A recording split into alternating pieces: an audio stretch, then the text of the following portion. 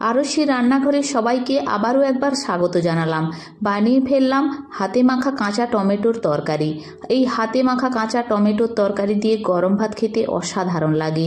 এই হাতে মাখা কাঁচা টমেটোর তরকারির জন্য আমি নিয়েছি কয়েকটা টমেটো, ভালোভাবে ধুয়ে পরিষ্কার করে নিয়েছি।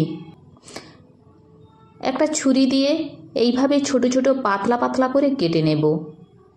কাঁচা টমেটো স্বাদে টকটক লাগে, তাই রান্নার সময় এগুলো সিদ্ধ হতে কোনো অসুবিধা হবে না, খুব সহজেই সেদ্ধ হয়ে যাবে। এইভাবে পাতলা করে ছোট টুকরো করে কেটে নিয়েছি। এই কাঁচা টমেটোর সঙ্গে দিয়ে দিচ্ছি স্বাদ মতো লবণ, দিয়ে দিচ্ছি 1/4 চামচ হলুদের গুঁড়ো,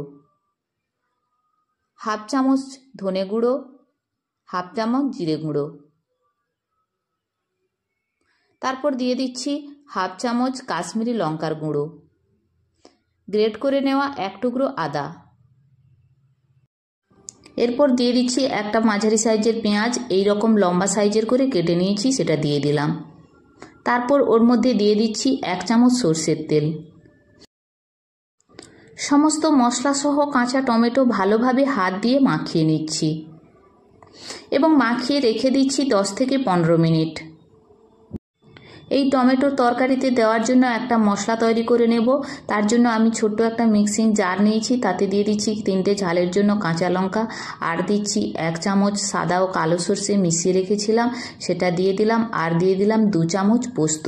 অল্প একটু জল দিয়ে ঢাকা দিয়ে রেখে দিলাম 5 মিনিট। 5 মিনিট রেখে দেওয়ার পর পেস্ট বানিয়ে নেব।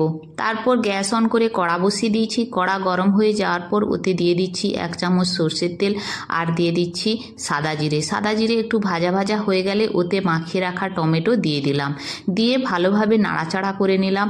এরপর ঢাকা চাপিয়ে এইভাবে বারে বারে নাড়াচাড়া করে রান্না করে নেব 5 থেকে 7 মিনিট।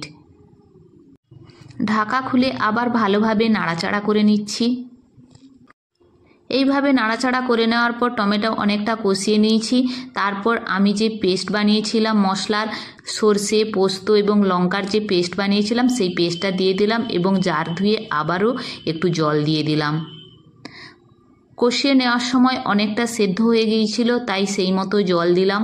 বেশি টমেটো থাকলে জলের পরিমাণটাও সেইভাবে দেখে দেবেন। এইভাবে আমি ঢাকা চাপিয়ে রান্না করে নিলাম আরও 5 মিনিট।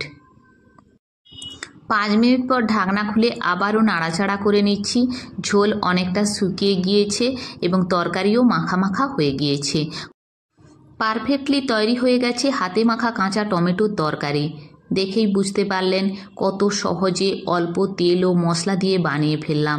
শীতকালে বাজারে প্রচুর পরিমাণে কাঁচা টমেটো কিনতে পাওয়া যায়। শীত চলে গেলে কিন্তু বাজারে কাঁচা টমেটো আসা বন্ধ হয়ে যাবে, তাই শীত চলে যাওয়ার আগে এই টমেটো দিয়ে বানিয়ে ফেলুন সুস্বাদু একটি তরকারি, যা গরম ভাতের সঙ্গে খেতে অসাধারণ লাগে।